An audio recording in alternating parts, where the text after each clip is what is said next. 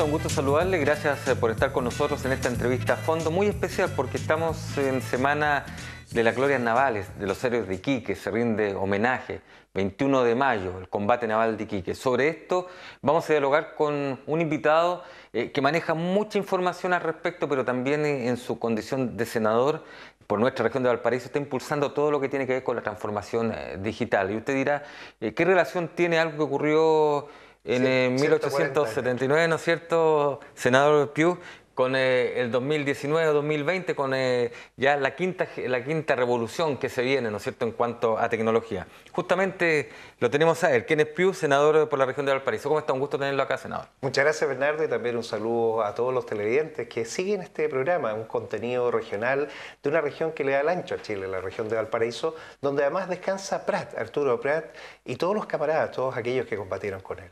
Comencemos hablando entonces sobre este tema del 21 de mayo, senador, porque claro, se está conmemorando nuevamente lo que fue esta gesta, lo que es los héroes de Iquique, porque claro, todo, ¿no es cierto?, se refleja en Arturo Prat, pero se habla de los héroes de Iquique. El monumento que está en la Plaza Sotomayor es hacia los héroes de Iquique. De hecho, ya le voy a preguntar por la historia con respecto a aquella figura que hay acá en Viña del Mar, que fue parte justamente de aquel concurso histórico para poder construir el monumento. Pero, ¿qué significado real tiene hoy el 21 de mayo en este siglo XXI? Han transcurrido 140 años y todo ese espíritu, pero lo más importante, los valores siguen intactos. El 21 de mayo, Prat y la votación inmortal no solo cambió la historia de Chile, cambió la identidad chilena. ¿Y por qué cambió la identidad chilena? Porque el chileno no se rinde a la adversidad ni a los adversarios. No se rinde cuando hay catástrofe y sale adelante, no se rinde cuando hay problema económico, sale adelante, no se rinde cuando hay crisis y cuando hay guerra. Ese es el chileno y la chilena de hoy y por eso nos sentimos orgullosos. Es una fecha que es una fiesta para todo Chile, no solo son las glorias navales, no es el cumpleaños de la Marina, es la gran epopeya de un Chile que quiere salir adelante. Eso es lo que es el 21 de mayo. Los niños lo demuestran en sus pinturas, en sus desfiles, en algo que después permanece, porque todos estos hábitos que se hacen a edad temprana se reflejan en esta cultura que tenemos hoy. Por eso es tan valioso el mensaje que deja Arturo Prat el 21 de mayo y esta fecha que nos une a todos. ¿Ha ido cambiando un poco la visión con respecto al transcurrir de los años, donde hemos tenido, por ejemplo, algunos historiadores que cuentan la otra parte de la historia de Prat, lo que le llaman lo desconocido, donde hemos tenido incluso obras de teatro que muestran a Arturo Prat desde otro punto de vista? ¿Ha ido cambiando esa visión? Todos aquellos que han tratado de denostar a Arturo Prat les ha ido mal. ¿Por qué? Porque han pasado a la historia y todo el mundo los ha olvidado. Lo más curioso es que los historiadores serios, extranjeros, aquellos que se han dedicado a revisar con profundidad, demuestran y concuerdan cada vez lo importante que ha sido Prat. No solo en su momento, sino que en el tiempo. Tomemos estas historias secretas que se han fabricado. La verdad es que no son historias secretas, son hechos antecedentes, auxiliares, anécdotas que ayudan a comprender mejor un fenómeno, un proceso, y sobre eso los podemos explicar todo. En qué circunstancias se vivía, cómo era la época, qué es lo que hacía. Prat, sin embargo, sale como una figura que destaca. Y yo quiero reconocer también a Miguel Grau. Miguel Grau es el peruano del siglo, es el hombre que todavía tiene su asiento en el Congreso peruano y los congresistas peruanos dan presente por él todos los días. Por lo tanto, Perú y Chile tienen que sentirse orgullosos de sus héroes navales, de esos héroes que le dieron a cada país su identidad y por eso queremos conservarla y tratar de evitar que gente venga con extrañas ideas, porque la verdad es que la historia es más fuerte y los valores que ellos representan mucho más. Hablemos un poco de Arturo Prat. El Arturo Prat, ¿no es cierto?, que todos conocemos por la historia, pero con elementos que a lo mejor comienzan ahora ya a hacerse un poco más particulares. Arturo Prat, agente secreto, porque muchos señalaban, ¿no es cierto?, Sí, de que incluso él había viajado a Argentina y en Argentina había estado en esa condición. Muchos señalan que incluso eso mismo le había traído algunos problemas internos a nivel nacional. Vámonos al año 1878, un año antes, el conflicto en realidad se preveía con Argentina y por la Patagonia. Ese era el problema de verdad que Chile enfrentaba. Por lo tanto, Chile necesitaba información, tal como se necesita hoy un buen sistema de inteligencia. En ese entonces el sistema de inteligencia, el profesor, no sé si se acordarán del libro, bueno, el presidente decide enviar 2 agentes secretos. Uno, un oficial de ejército, Diego W. Almeida, caracterizado como un vaquiano, un gaucho del sur, para ir a la Pampa, Argentina. Y el otro elige a una persona que sea culta, que tenga la capacidad de pasar desapercibido en un ambiente. Y eligen a Arturo Prat, porque además él era abogado. Él fue el primer oficial de Marina en recibir título universitario. ¿Y dónde lo envían? Lo envían a Montevideo, a Uruguay, para desde ahí hacer informes y reportar el estado de la flota argentina, cómo se encontraba. Prat, ¿qué es lo que decide entonces? Algo bien importante. Dice, yo no me voy a cambiar mi nombre, yo sigo siendo Arturo Prat. ¿Y por qué? Porque él quería ser honesto. Tanta honestidad que al regreso de su comisión reporta todo y devuelve los viáticos que no ocupó. O sea, es un ejemplo de probidad, es un ejemplo de rectitud. Y su informe redacta precisamente todo lo que él estaba viendo, lo que significaba esta amenaza y por qué era tan importante entender a Argentina. Después, esa información sirvió para negociar con Argentina y se le tuvo que entregar la Patagonia, de tal forma que no interviniera en el conflicto. Cuando llega Arturo Prat de vuelta a Chile, él pensaba que iba a ir a combatir contra Argentina. Y en realidad la guerra fue al norte. Y por eso él no recibió el mando instantáneo. Tuvo que acompañar al ministro Guerra como su asistente. Usted, ¿no es cierto?, es vicealmirante en retiro de la Armada. Así es. Vamos a ese año, tratemos de ir a ese año porque también a usted le gusta bastante la historia, senador. Esa situación de un Prat culto, un Prat abogado, un Prat que incluso tuvo litigios defendiendo, ¿no es cierto?, a compañeros de armas en contra de la propia institución, ¿le significó problemas a él? Porque la historia da cuenta de que a lo mejor si no hubiese estado en esa condición, él no habría estado en la Esmeralda y habría estado en otro buque de mejor calado o más moderno, en aquel 21 de mayo. Bueno, Prat efectivamente tuvo el carácter para defender aquello que consideraba justo. Prat era un hombre justo y por eso había estudiado leyes. Y por eso no tenía ningún temor de enfrentar a la autoridad, que es una de las características de los marinos. Los marinos siempre han entendido lo que corresponde, han respetado la legislación y si ven que se aparta, lo han hecho presente. O sea, Arturo Prat también es un ejemplo de mostrar que aunque el jefe no tenga la razón y si en justicia corresponde hacer algo, uno lo puede plantear de las formas que corresponden. Eso fue lo que hizo él defendiendo a su amigo. Pero más importante, Arturo Prat quizás se le dice, le dieron el mando así por ser una persona que no era buena para el combate. No, Arturo Prat no era como Higgins de 1,55 m. Arturo Prat, de acuerdo al doctor Sea, buzo que bajó a la Esmeralda, él, de acuerdo al análisis de la vestidura, de los esqueletos, determina que Prat tenía cerca de 1,80 m. O sea, Prat era un hombre imponente. Para la época era bastante Para la imponente, época sí. bastante grande. Culto, reflexivo. Dominaba varios idiomas, hablaba francés y lo traducía y por eso hizo libros de educación para escuelas nocturnas. Benjamin Franklin, donde él tomaba los textos y los traducía para poder enseñar. O sea, una vocación de servicio. También hablaba inglés y así lo escribe una carta de unos visitantes que se encuentran a él reparándolo. Ven un Hércules reparando un barco que se había varado, ese fue cuando la Esmeralda se bajó, y dicen que después de la tarde van a visitar el barco y los recibe el segundo comandante, y era el mismo hombre que habían visto en la mañana trabajando. O sea, hablaba francés, hablaba inglés, era abogado. ¿Qué se necesitaba entonces? Cuando el gobierno chileno entra en guerra, el ministro de Guerra tiene que ir a notificar al gobierno peruano. ¿Y quién baja solamente con su uniforme y su espada a declarar la guerra en la aduana de Iquique? Arturo Prat, el 5 de abril de 1879. Regresa a Valparaíso y le dan el mando de la Covadonga. La Covadonga, claro. La Virgen de la Covadonga, la misma que él ayudó a asaltar cuando la Esmeralda en la guerra, estamos hablando de la guerra contra España, 1865 capturan a la Covadonga, Prat iba en la embarcación que asaltó y por eso el gobierno boliviano lo condecoró con una condecoración por lo que había hecho Arturo Prat en defensa de América. Prat entonces recibe el mando de esta nave, se prepara para ir a la guerra y al llegar a Iquique se produce toda esta nueva resignación. Y por eso, y yo estoy en la convicción profunda, eligieron al mejor hombre para tener el mando del bloqueo. Un bloqueo naval es un bloqueo comercial. Iquique, 1878, de acuerdo a los registros, exportaba del orden de los 10.000 contenedores actuales de salitre. Perú estaba pasando del guano, que era el gran fertilizante, al salitre. Y el salitre era el producto que había que bloquear. Por lo tanto, había que impedir la salida y entrada de naves. ¿De qué? Naves extranjeras, norteamericanas, inglesas, francesas. Por eso, la persona que tenían que poner a cargo tenía que ser capaz de entender leyes, las leyes internacionales, de hablar en los idiomas, de parlamentar y además estar preparado para enfrentar. ¿Qué cosa? probablemente lo que Prat previó, que tuviera que enfrentar al adversario. Por eso se entrenó en el abordaje, que era lo único que le quedaba, porque lo dejaron con el buque más viejo, que no tenía calderas, que no tenía movilidad, y acompañado por la Covadonga, que era la más pequeña. Todo el resto de la fuerza poderosa fue a buscar la batalla y no la encontró. La batalla vino a Prat, y por eso Prat encontró la gloria. Ahora, almirante o vicealmirante, ¿no es cierto?, es relativo, sí, senador. Senador, senador, como dicen algunos. Cable submarino, y por eso que yo, cuando conversábamos, ¿no es cierto?, al iniciar este programa, esta entrevista, decía, ¿qué relación tiene cable submarino? Porque en ese tiempo ya había todo un tema de desarrollo tecnológico, justamente Prat de alguna manera también está involucrado con ello. ¿Qué pasa? Las marinas protegen el comercio marítimo. El comercio en el mundo, en la antigüedad, el 100% se hacía por el mar. Hoy con los aviones es el 95%. En la práctica los aviones no son capaces de llevar toda la carga.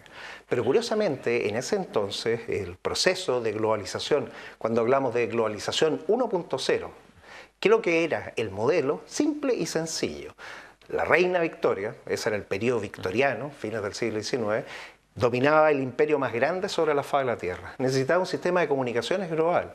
Y ese sistema de comunicación global lo construyeron los ingenieros británicos e ingleses con cables submarinos, cables bajo el mar. Y ese cable era eléctrico, usaban nuestro cobre, y nuestro cobre siempre ha sido parte de la globalización, pero para evitar que entrara el agua y hiciera cortocircuito, lo forraban, usaban un aislante especial que se hacía con un látex de un arbusto de Malasia, la gutapercha. Y así fabricaron los cables submarinos. The Indian Rubber Gutta Percha Company fue la que fabricó estos cables y se conectaban desde Londres a los puntos más importantes. Por eso había un cable submarino que pasaba frente a Iquique y que llegaba hasta Valparaíso. Ahí se enviaban las órdenes de compra. Y el modelo de globalización decía que después de las órdenes de compra y los pagos iban los veleros o los vapores arriba. Arturo Prat le tocó ese proceso de ese comercio en donde habían órdenes de compra, y por eso cuando se corta el cable submarino, Telégrafos del Estado, el organismo de comunicaciones del gobierno, decide enviar a un joven ingeniero que había nacido en 1850, o sea, tenía 29 años cuando llega, José Agustín Cabrera. Y él, este hombre, se ve envuelto en la guerra, tratando de encontrar el cable para repararlo, tiene que quedarse esa noche, este 20 de mayo, y así enfrentar al día siguiente el combate. Él narra desde su perspectiva, como un civil, lo que él vio. ¿Qué es lo novedoso entonces? Hoy estamos en la globalización 4.0. El modelo es el mismo, es un cable de fibra óptica submarino bajo el mar y arriba portacontenedores. Lo único que ha cambiado es la velocidad de los barcos y la capacidad de la carga y la velocidad de los datos y la capacidad de transferencia de los datos. Las marinas siguen haciendo lo mismo, siguen cuidando y protegiendo no solo la libre navegación, el comercio marítimo, sino que también la infraestructura crítica costera y también la infraestructura crítica submarina. Los cables submarinos hoy, la humanidad depende de ellos. Ahora, de hecho, la historia cuenta que este ingeniero Prat le ofrece la posibilidad, ¿no es cierto?, de desembarcarse previo a, y él sigue en la Esmeralda. Ese es precisamente lo que estamos hablando, lo que significa ser chileno. No rendirse ante la adversidad. Si esto no es solo el tema de Prat, de sus oficiales, de su votación, del civil que estaba con ellos. Los chilenos, cuando se tienen que enfrentar a lo desconocido, cuando se tienen que enfrentar a aquellas cosas que son increíbles, están preparados para hacerlo. Él decidió combatir. ¿Con qué? Con lo que tenía. Y se quedó y sobrevivió. Hoy él está enterrado en la tumba, en la misma cripta de los héroes, al lado de todos esos destacados marinos. Prat es espiritista. Un tema que para muchos, ¿no es cierto?, sí, es como nubloso, qué es lo que pasa, pero estamos en una época, ¿no es cierto?, en que también muchos de este tipo de artes ocultos, por llamarlo de alguna manera, eran parte de la sociedad y sobre todo de la sociedad que tenía mayor conocimiento. Hay que entender que en el siglo XIX muchas de las cosas que para nosotros son extrañas, en ese momento estaban recién apareciendo. Tomemos otro caso que es más curioso, la fotografía. Cuando inventan la fotografía a mediados del siglo XIX, la gente le tomaba fotos a los muertos. Entonces uno diría, bueno, ¿qué sentido tiene tomarle una foto a los muertos? ¿Cómo puedo tener un recuerdo de esa persona? Se aferraban. La mortandad también era muy alta. No tenían, Arturo Prat de hecho pierde una hija estando él navegando en el norte, cuidando Antofagasta, cuidando el norte chileno. ¿Por qué? Porque el presidente de la época había declarado hasta la latitud 23 todo lo que era el dominio chileno.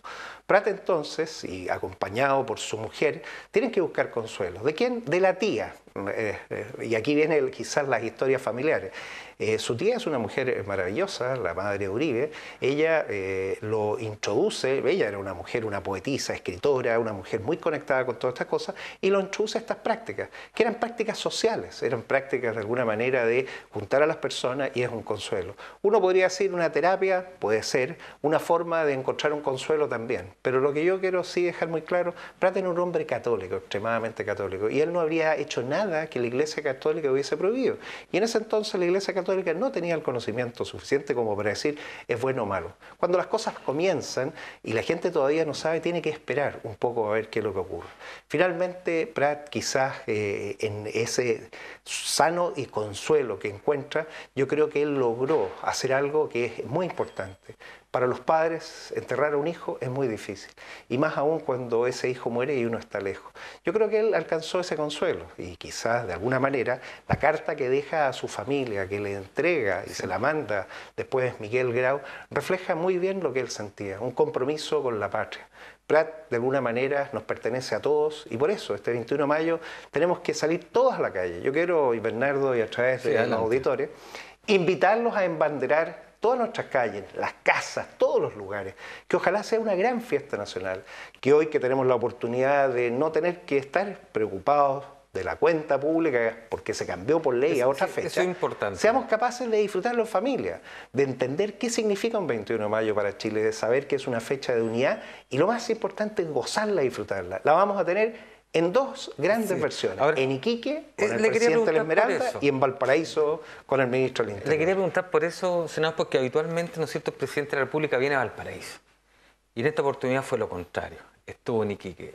¿Tiene un significado menor para Valparaíso? ¿Qué significa para ustedes como Armada que no esté acá, donde está el monumento al héroe de Iquique, donde están los restos de Prat, y que esté en Iquique? Bueno, son dos fiestas que tienen connotaciones y naturalezas distintas. En Iquique está la tumba de los héroes, porque debemos recordar que 143 personas murieron junto con Prat, y están en una tumba de guerra en el fondo del mar. Por lo tanto, es un santuario al cual hay que rendirle un homenaje. El presidente no lo podía hacer porque desde que se instauró el día 21 de mayo, el inicio del año legislativo, y se hacía el discurso de la Nación, él tenía que estar en Valparaíso. Y quizás estábamos dejando a un lado a esa gente que también combatió a la dotación inmortal. Para Iquique, esta fecha es tremendamente importante, es su día nacional. Es el día en que se incorporan al territorio nacional, porque la primera bandera chilena que se clavó en ese territorio fue a 42 metros de profundidad, clavada por los mismos marineros de la Esmeralda, por un oficial, el guardiamarina Seges, que tuvieron toda esa capacidad de poder hacer que nuestro esfuerzo, el esfuerzo de todo Chile, llegara a lograr la victoria y la paz en el norte. En Valparaíso está la cripta de los héroes de Iquique, con un monumento maravilloso que se hizo por erogación pública. Significa que la gente tuvo que ayudar y contribuir para poder construirlo. Y también tuvimos estos concursos que decidieron finalmente este bonito monumento a la Marina, que es el monumento de los héroes de Iquique. Por lo tanto, son dos lugares de igual valor, de igual significación.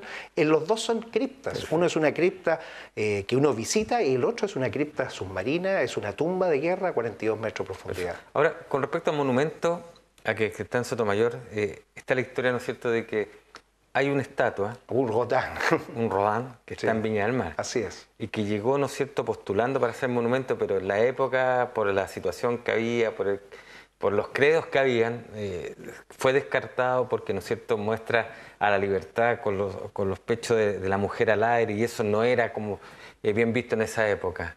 ¿Se perdió la oportunidad de Valparaíso de tener un Rodin en un monumento como este? Valparaíso quizás se ha perdido varias oportunidades, podríamos citar otro ejemplo, pero lo importante es que la instalación de una figura, porque si uno mira ese monumento, ¿a quién ve? Ve a Arturo Prat. Efectivamente, un artista puede expresar algo en forma mucho más artista, pero hoy yo creo que hay que ser más didáctico, el poder plasmar en una persona de carne y hueso ciertos valores. Es mucho más fácil, especialmente a edad temprana, identificarse y entenderlo. A mí me gusta mucho más el monumento como está, de la forma en que quedó, porque están representados todos, incluso se le dice el marinero desconocido. La verdad es que se conoce quiénes eran todos los marineros. Ese ¿Y de dónde surge esa historia del marinero desconocido? No, la tradición de los soldados desconocidos viene de la Primera y Segunda Guerra Mundial, cuando la cantidad de gente que moría era tal que no se sabía quién se sepultaba. Hoy en día, con los registros que hay, se sabe perfectamente quiénes eran todos. Por lo tanto, ese marinero los representa a todos. Y así cada uno es parte de este monumento. Sin duda es para hablar mucho rato sobre lo que es este 21 de mayo y sobre todo lo aledaño, las historias que muchas veces, ¿no es cierto?, senador, no se conocen. Porque claro, hay textos de historia que van relatando lo que ha ocurrido, pero de forma consecutiva. Pasó esto, el combate. Pero hay temas anexos que son muy ricos y que muchas veces van dando mayor importancia a lo que es la historia. Por eso en este caso, la de Arturo Prat sin duda es una historia que vale la pena conocer y quizás a lo mejor ya en el tema educativo ampliar un poco más el espectro de lo que es realmente la figura de Arturo Prat. Porque muchos dicen, claro, Bernardo Higgins, ¿no es cierto?, es el libertador de la patria. Tenemos a José Miguel Carrera, tenemos a otra cierta cantidad de héroes, pero lo de Arturo Prat, digo, es algo nuestro. De hecho, él vivió en Valparaíso, su familia estuvo en Valparaíso, muchas de sus cosas pasaron en Valparaíso y creo que de esa perspectiva a lo mejor sería bueno comenzar a ampliar ya un poco el registro de lo que es la historia realmente de Arturo Prat. Bernardo tiene toda la razón. De hecho, Arturo Prat llega a los 10 años y medio, o sea, quinto básico. Yo siempre cuando voy a los colegios le pido a los niños entre 10 y 11 años que levanten la mano, niños y niñas. Bueno, ellos son, y se dan cuenta que esa es la edad a la que él llegó a estudiar a la Escuela Naval del Estado, que está en Ontanea, al lado de la Avenida Argentina, o sea, no estaba donde estaba. Prat le tocó ver un periodo increíble en nuestra historia, que fue la transformación de un puerto colonial. Perdón, ¿dónde está hoy día la Asociación de Artesanos? En la parte, sí, pero más hacia arriba, es detrás Ya. de donde está la municipalidad de... Perfecto, de más Valpo- arriba. en la parte alta y atrás, ahí estaba, curiosamente, lo que la gente cuando bajaba del camino de las curvas, el camino que es lo que es hoy la subida a Washington, veían un palo del buque, un mástil. Ya. Bueno, ese era el mástil que marcaba la posición Y de la después se Escuela Naval. cambia al Cerro Artillería, ¿no? Pasa por algunos otros buques Ya. y finalmente en 1892, un año después de la Revolución, se instalan en la nueva escuela, en ese entonces, hoy escuela antigua como le llaman, que es el Museo Marítimo Nacional en el Cerro Artillería. Perfecto. Entonces, sigamos conversando sobre esta figura de Prat, por lo que un poco usted me quería decir antes que me interrumpiera. Sí, bueno, Prat entonces llega a una edad temprana a un Valparaíso que estaba en transformación, que es el mismo Valparaíso que puede estar en transformación ahora. Era un Valparaíso colonial en donde todavía era pequeño, no se había rellenado, no tenía esa capacidad marítima. Hoy ese Valparaíso se ha agotado, tenemos que construir un nuevo Valparaíso. Prat, ¿qué ve entonces? Ve el nacimiento de la nueva aduana en un edificio gigantesco donde se parte comerciando y todo el comercio que empieza a ocurrir en el Pacífico le da a Valparaíso un carácter singular, que es lo que presencia también Arturo Prat, la destrucción de ese puerto por el bombardeo de 1866, Exacto. Pero más importante, el esfuerzo del gobierno. Presidente Balmaceda, siendo ministro de Obras Públicas, inaugura todos los grandes elementos que caracterizaron a Valparaíso, que fueron, primero, los grandes almacenes fiscales. 1875 creció en 10 veces la capacidad de almacenamiento. Pero fundamental, los nuevos muelles fiscales. 1876 aumenta en 100 veces la capacidad de transferencia de carga, con grúas hidráulicas, con agua en esa época, con capacidades de montacarga. O sea, el puerto de Valparaíso es como si fuera un puerto robotizado hoy en día. ¿Qué nos ocurre entonces ahora? Ahora tenemos que hacer lo mismo. En esta generación, porque eso lo hicieron en 30 años, en estos 30 años tenemos que ser capaces de cambiar todas las profesiones, porque viene un cambio en la sociedad brutal. La inteligencia artificial, machine learning, el blockchain, todas estas cosas que se hablan, son tecnologías que van a afectar los procesos y van a hacer que las cosas sean más eficientes y las máquinas empiecen a funcionar. En ese tiempo, si se hizo de esa manera, hoy día sin duda hay que mirar un poquito, dicen que siempre es bueno mirar hacia la historia para poder, ¿no es cierto?, avanzar hacia el futuro. Bueno, por eso mismo, entonces tomando el ejemplo que le tocó ver a Arturo Prat, que él vio en 30 años cómo se transformó todo esto, lo mismo tenemos que ser capaces nosotros de ver ahora.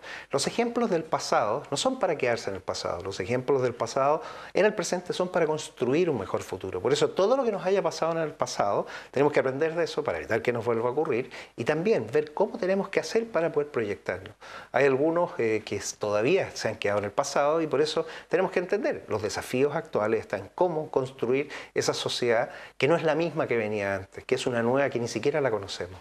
Senador, se nos ha pasado rápidamente el programa, la conversación ha sido muy interesante porque hemos conocido a Prat y en torno a Prat hemos podido desarrollar algunos temas interesantes que tienen que ver con el ayer, el presente y el futuro de Valparaíso. Muchas gracias por estar con nosotros. Muchas gracias, Bernardo. Nos vamos a reunir en otra oportunidad para seguir conversando de lo que es esta revolución digital, transformación digital, pero hoy día nos convoca esta posibilidad desde el punto de vista suyo como ex o como, me dice usted, vicealmirante en retiro. Así es. Ex marino, toda la vida sigue siendo marino, como senador, como historiador también, porque también usted se ha dedicado mucho a este tema de la historia, no solo de la Armada, sino que nacional. Poder conocer un poco más de lo que es este personaje, Arturo Prat, en esta fecha tan importante como es el 21 de mayo, las glorias navales. Gracias por estar con nosotros. Muchas gracias, Bernardo. Muchas gracias a todos ustedes. Y a usted, espero que le haya gustado compartir esta conversación donde sin duda vamos conociendo mucho más detalles de lo que en su momento fue un hombre ejemplar, Arturo Prat, y que hoy sin duda para las nuevas generaciones debe seguir siendo. Que esté muy bien usted y su familia.